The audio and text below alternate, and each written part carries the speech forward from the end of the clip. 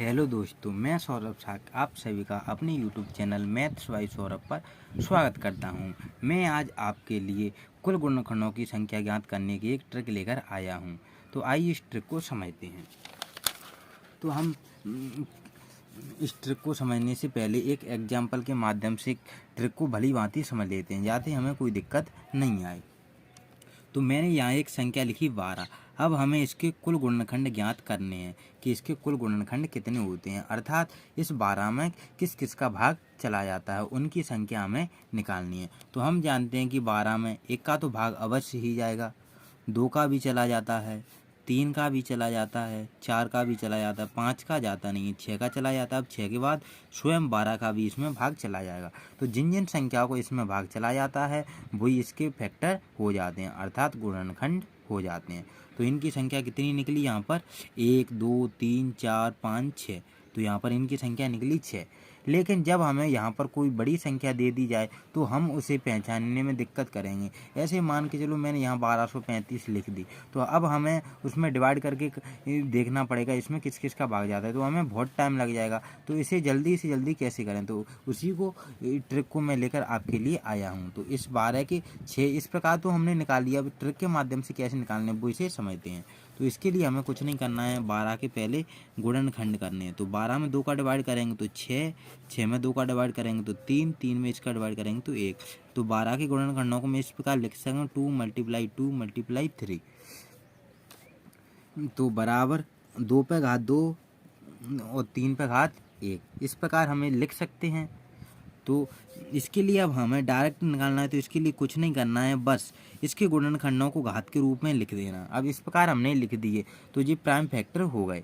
तो prime factor हो गए तो अब हमें इनकी घातों में बस प्लस 1 करके मल्टीप्लाई कर देना है। ऐसे 2 है तो 2 में 1 प्लस करके मल्टीप्लाई कर देंगे, 1 है तो 1 में 1 प्लस करके मल्टीप्लाई कर देंगे। माने घातों में प्लस 1 करके हमें मल्टीप्लाई करना है और हमारे गुणनखंडों की संख्या आ जाएगी। तो 2 में 1 जोड़ेंगे तो 3 और 1 में 1 जोड़ेंगे तो 2, 3 दूनी 6। तो हमने ट्रिक के माध्यम से तुरंत इसके 12 के गुणनखंड निकाल लिए 6 कि इसके कुल गुणनखंड कितने होंगे 6। तो आइए अब कुछ सवालों के माध्यम से समझते हैं।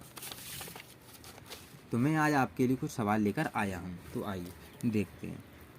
यहाँ 3 और 5 अभाज्य संख्याएं हैं, तो हमें इसमें कुल गुणनखंडों की संख्या ज्ञात करनी है। जब नीचे अभाज्य संख्या होती हैं तो हमने हवाली ट्रिक में देखा था कि उनकी घातों में प्लस 1 करके मल्टीप्लाई कर देते हैं। तो 4 में प्लस 1 करके मल्टीप्लाई कर देंगे, 6 में प्लस 1 करके मल्टीप्लाई कर देंगे आपस में। तो 4 में 1 जोड़ेंगे तो 5 और 6 में 1 जोड़ेंगे तो 7। तो इस प्रकार हमारे कुल गुणनखंडों की संख्या आ गई 42 और यही हमारा आंसर हो जाएगा। तो हमने बड़ी आसानी से इसकी इस कुल गुणनखंडों की संख्या ज्ञात कर ली है। आइए दूसरा सवाल समझते हैं।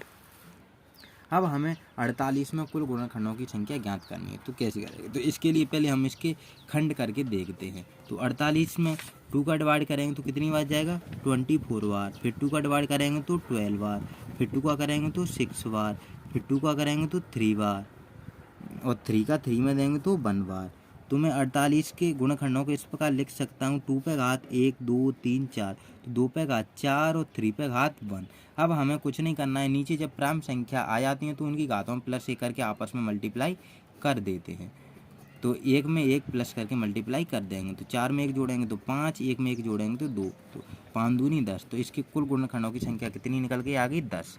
मैं आशा करता हूँ कि आपको ये सवाल समझ में आ रहे होंगे। आइए कुछ और सवाल करके देखते हैं जिससे आपको कॉन्सेप्ट पूरी तरह से क्लियर हो जाए। अब हमें इसमें कुल गुणनखंडों की संख्या ज्ञात करनी है। तो जब घात पर ऊपर घात होती है तो उनका आपस में मल्टीप्लाई हो जाता है। तो 5 का 2 से करेंगे तो 10, 3 का 4 से करेंगे तो 12। अब जब नीचे प्राइम संख्या हैं तो हमें इनकी घातों में प्लस 1 करके मल्टीप्लाई करना है। तो 10 में प्लस 1 करके इन दोनों का आपस में मल्टीप्लाई कर देंगे। 10 में 1 जोड़ेंगे 11, 12 में 1 जोड़ेंगे तो 13। तो 11 × 33 की 3, कैरी आई 3, 11 कन 11 और 3 14। तो इसके कुल गुणनखंडों की संख्या कितनी आ गई 143। आइए एक लास्ट सवाल और देखते हैं। हमें 30 में कुल गुणनखंडों की संख्या ज्ञात करनी है। तो इसके लिए हमें कुछ नहीं करना है, इसके पहले खंड करनी है। तो 30 के खंड करेंगे तो 2 को डिवाइड करेंगे तो 5 और 3 का डिवाइड करेंगे तो 5 और 5 का डिवाइड करेंगे तो 1। तो 30 के गुणनखंड कैसे आ गए 2 पे घात 1, 3 पे घात 1 और 5 पे घात 1। अब हमें कुछ नहीं करना है, बस +1 मल्टीप्लाई करना है। तो +1 करके आपस में इन सभी का मल्टीप्लाई कर देंगे, क्योंकि सभी पे घात +1 है तो सभी में 1 प्लस करके मल्टीप्लाई कर देंगे। तो 2 × 2 × 2, तो हमारा आंसर कितना आ जाएगा 8। यही हमारे कुल गुणनखंडों की संख्या हो जाएगी। मैं आशा करता हूँ कि आपको ये ट्रिक पसंद आई होगी। पसंद आई तो कृपया चैनल को सब्सक्राइब करें।